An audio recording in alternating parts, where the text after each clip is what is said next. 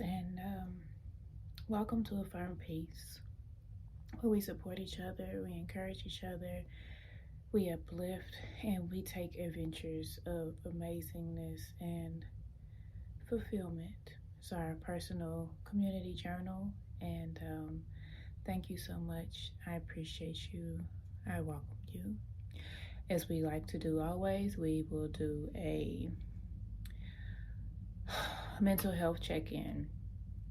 And today I think I'm going to just go ahead and do mine in the beginning because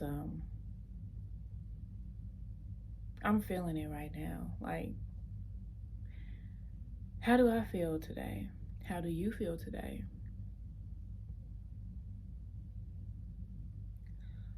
Honestly, right now I feel like shit.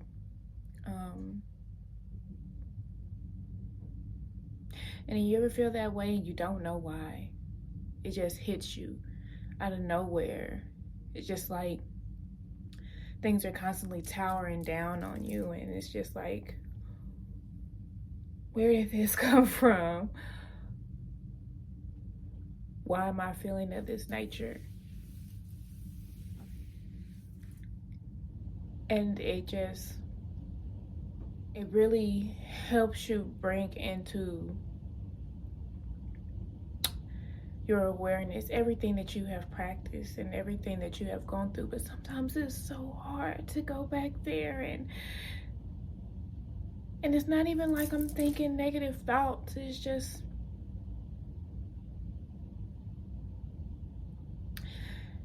it just feels as though everything is towering on me, and if things I want to let go, it feels like I can't, and I don't know why it's so hard. When you lived in scarcity for so long, in survival mode for so long, it's so hard to let it go. And it just, oh. What is bothering me from yesterday?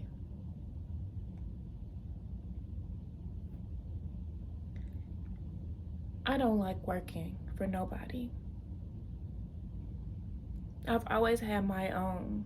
Even if I was working for someone, it was like it was my own because I was under the owner of the company.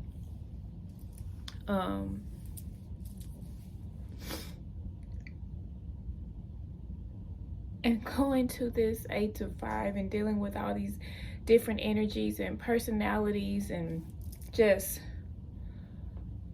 it drains me so. I didn't even want to come and do this video for y'all. I didn't want to come and do this podcast. I said, no, Tamara, you're going to stay consistent and you're going to be real with them, and you're just going to give it's your personal community journal, right? Tell them how you feel. Help them, because somebody could be feeling the same way.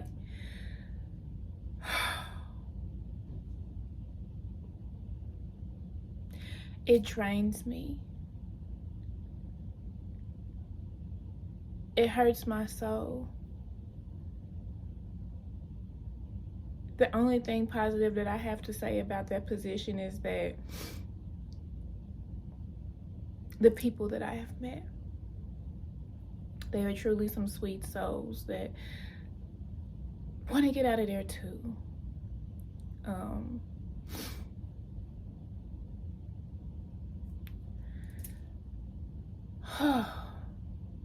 Next question.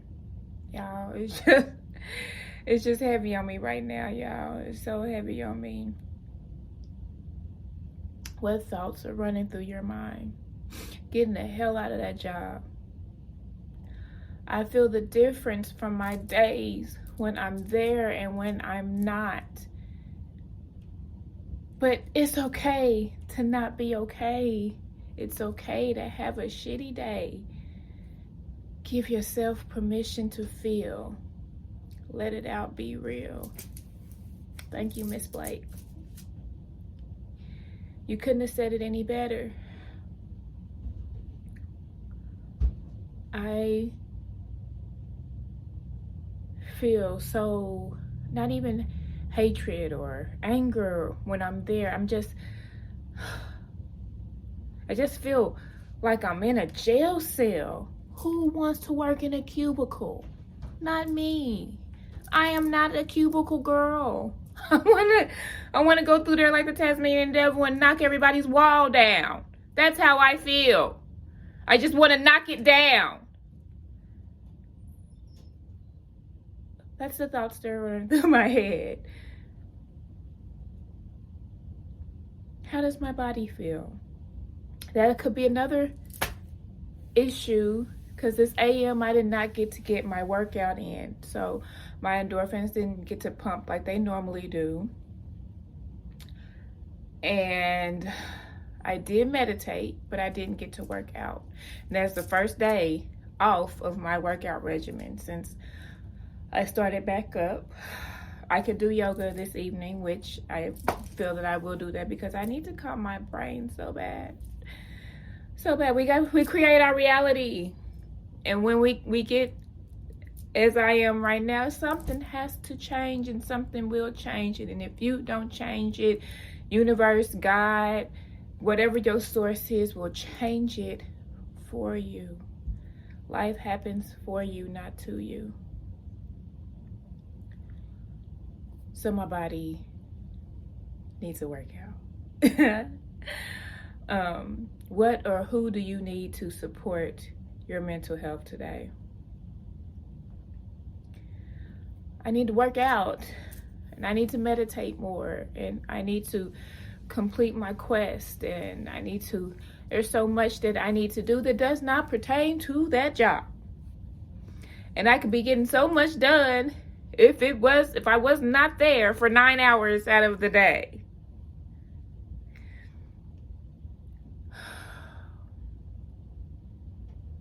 Sorry, y'all, I'm just...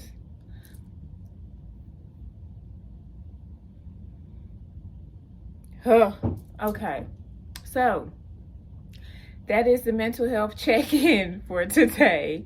I just went on ahead and combined mine because I don't know how long this podcast gonna be today, y'all, because your girl.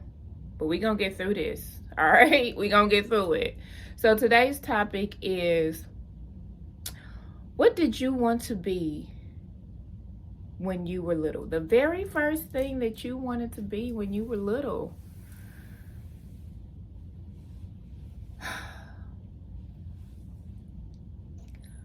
I wanted to be an actress. Tell you the story. Actress, model, however. So my sister, my oldest sister, she was, before I tell the story, let me get a breakdown. You see, I'm all over the place. So the very first thing you ever wanted to be when you were younger is what you were meant to be on this earth. It was your purpose of coming into your mother's womb. It is what you signed up for before you decided to be a twinkle in your parents' eye. It is what is going to keep your passion flowing and burning inside your body. So like I said, I wanted to be an actress. I wanted to be in front of the camera in some way, shape, or form. And as I'm going through the motions of getting back to myself, I was listening to Miles Monroe on a YouTube video of his, and he was speaking to the crowd, and that's pretty much what he said. What is it that you wanted to be the very first thing you wanted to be when you were younger? That's what you're supposed to be. That is what you're supposed to be. And it hit me so hard, and I was like, yes, that's it. And that's what I've been journeying towards for years now, and I keep getting interruptions that make me alter my reality. Some alterations help in the sense, some of them are just huge distractions that need to just disappear. Um, like I was saying, my oldest sister was part of a modeling agency when I was younger. She's 14 years older than me. It's called, I'm gonna put the names up there. Anywho, my mother was picking her up from rehearsal or practice or something one day, and I remember it like yesterday for me. My mama was talking to them, and I caught myself. I saw them, the girls practicing or whatever. So I'm like, oh, I want to try. So I took my little 4 or 5-year-old self up there and walked that catwalk, honey, okay? To where everybody stopped, looked at me, and was like, you need to sign her. We need to sign her. She could do so much. She can do this. We got this for her. We got that for her. And my mom was like, no, let me talk to her dad. And we'll see where we go from there. Well, my father didn't like the way that place treated my sister. And he vowed to keep me away from that life as long as he could. Hence why I started to be in everything so late, because it was taken from me as a child. Pageant pamphlets would come in the mail, envelopes of organizations asking me to come and be a part of this and be a part of that, and I would just see the little girls on the pamphlet with their crowns on their head, and I'm like, that's me. And I brought it to my daddy. He said, throw it in the trash.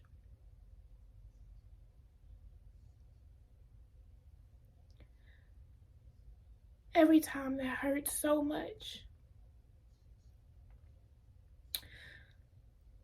Could you imagine for years? I think the last one I got, I was probably 8 or 9. And they just stopped sending them. I had to throw all of that away myself. Something that I wanted to be a part of. Something that was in me. Something that was easy for me. And when it's easy for you, it's your gift. And you need to share that with the world.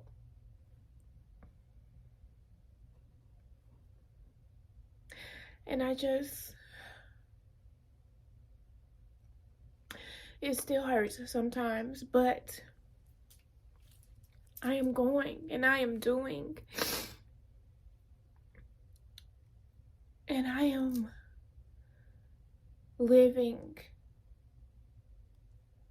my purpose, not all the way to the fullest, but you have to start somewhere.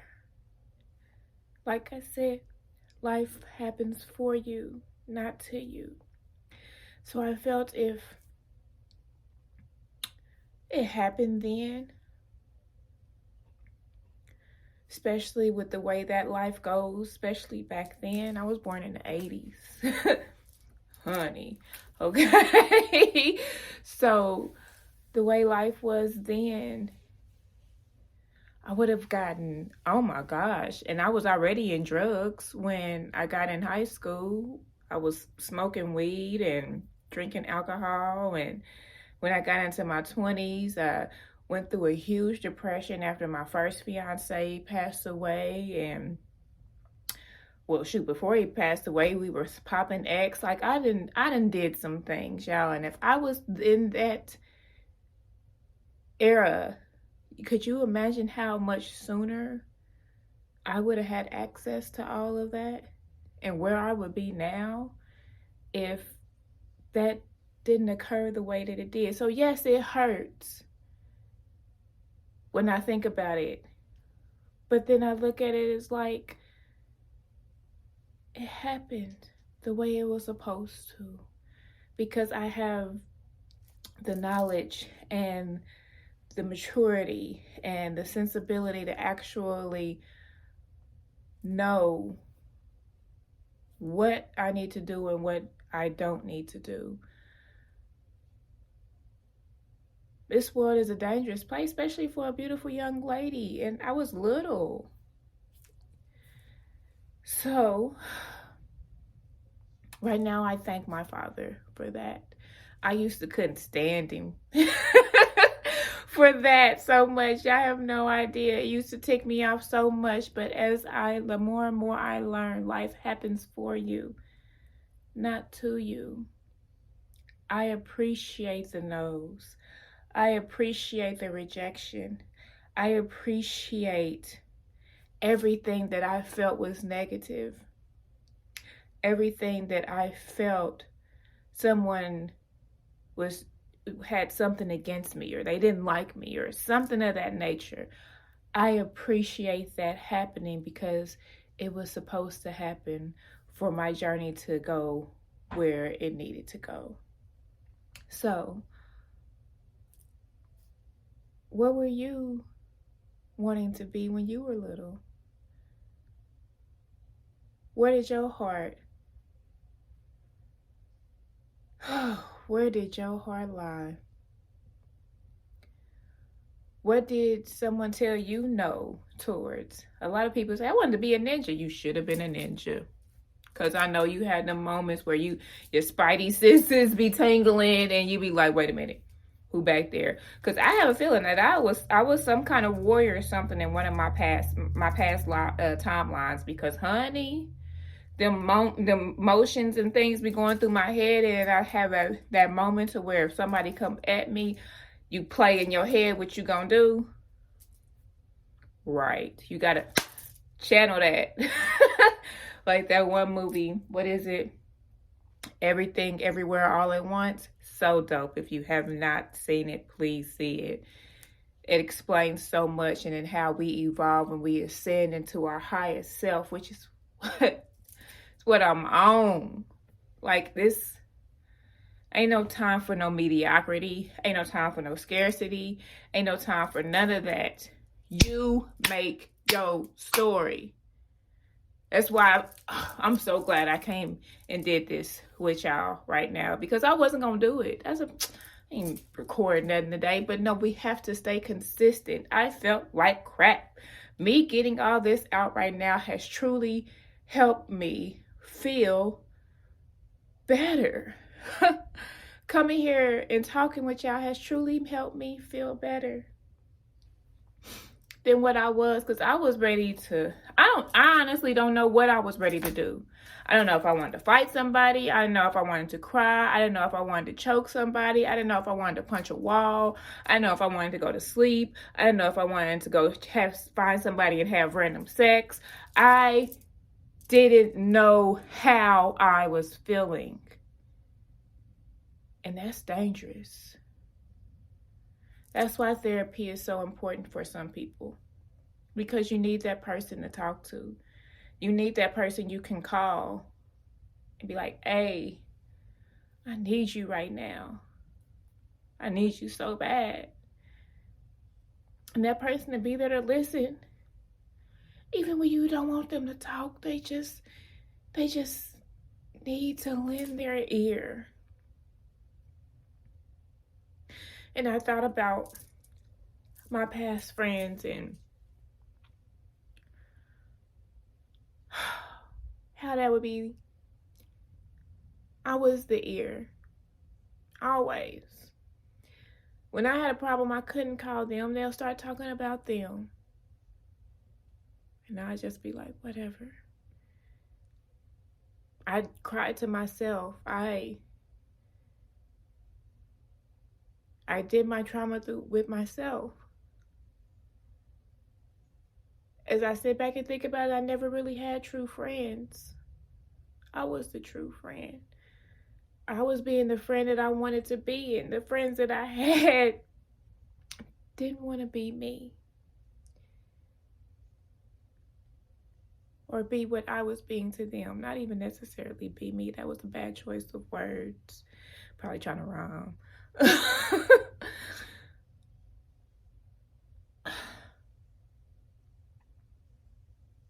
And then I had the male friends.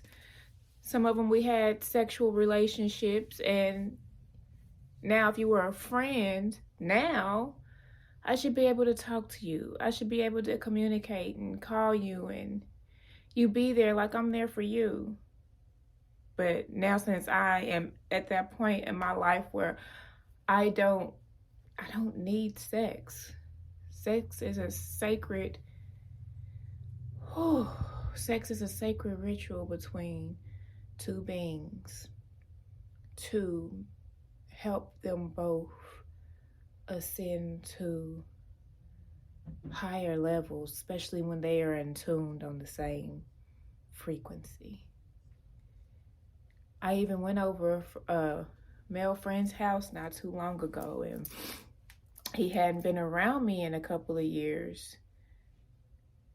Not in the setting that we were in anyways. We was chilling, watching TV, had a couple of glasses of wine, and it was a friend that I had sexual encounters with. You know, he told me, I miss the old Tamara. You sure right. Well, you gonna keep missing her because she ain't coming back. Just because you want to do something. No, that's not how this works. What? And since that day, I have not heard from that friend. So, think about and reflect on how you were with these friends or so-called friends of your past. If they still in your life, if they not in your life, just reflect on that. Because we need each other. I needed this. I love y'all for this.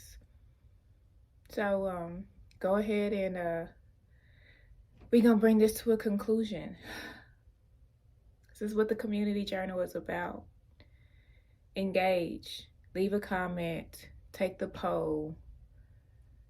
Shoot me a DM. Something of that nature. Because we need each other. And that's what matters. Love. I love you. You love me.